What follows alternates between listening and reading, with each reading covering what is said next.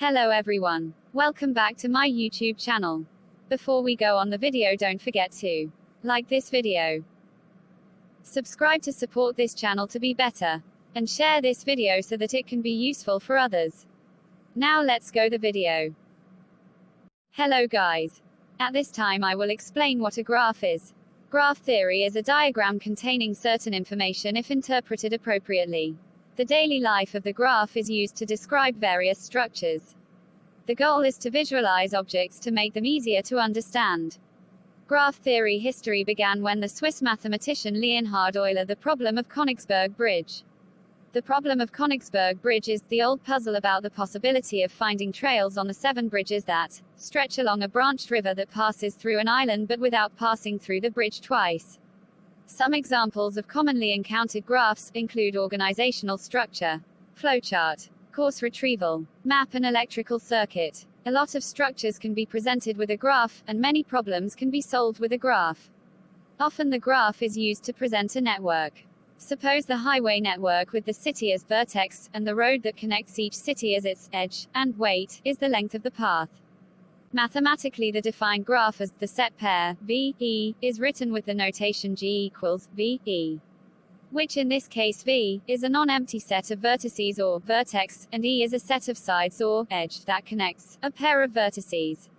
The vertex of the graph can be expressed by either letter, number or combination, while the sides that connect vertex, U with vertex V, are expressed with spouse, U, V, or expressed with emblem EE1, EE2, EE3 and so on. Finally, now we can understand what graphs are, and examples of their implementation, in everyday life. I think my friend has come, let's meet him.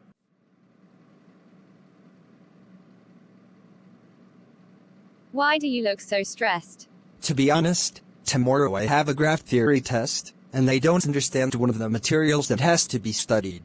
Oh, I thought you just broke up with your girlfriend. Don't make a joke.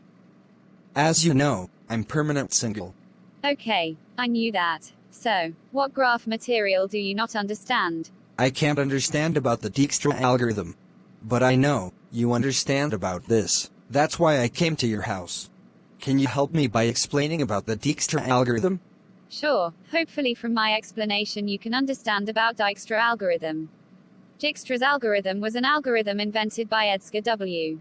Dijkstra, and published in 1959 in a numerish mathematic journal titled, A Note on Two Problems in Connection with Graphs. This algorithm is often described as the greedy algorithm. Dijkstra's algorithm is an algorithm used in solving the shortest distance problem for a directed graph.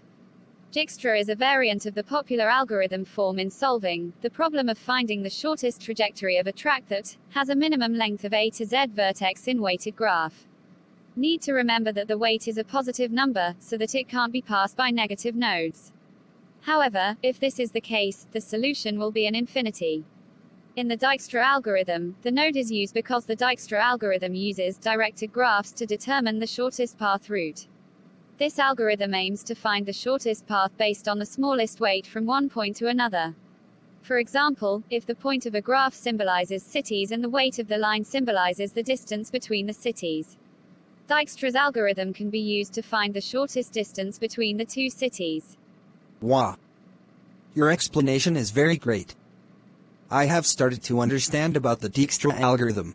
May I ask you something? Sure. So what is the logical sequence of the Dijkstra algorithm? For more details, here I will explain the Dijkstra algorithm using this flowchart. From this flowchart several stages can be seen. The first is start. Secondly is initialization point and distance of each point. We give the label at the starting point. Third is give a temporary label for the distance between points. Fourth is determine the minimum distance from the temporary label. Fifth is give a permanent label for that point.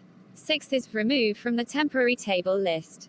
Seventh is find the next shortest point by comparing the distance to the node or through a point that has a permanent label.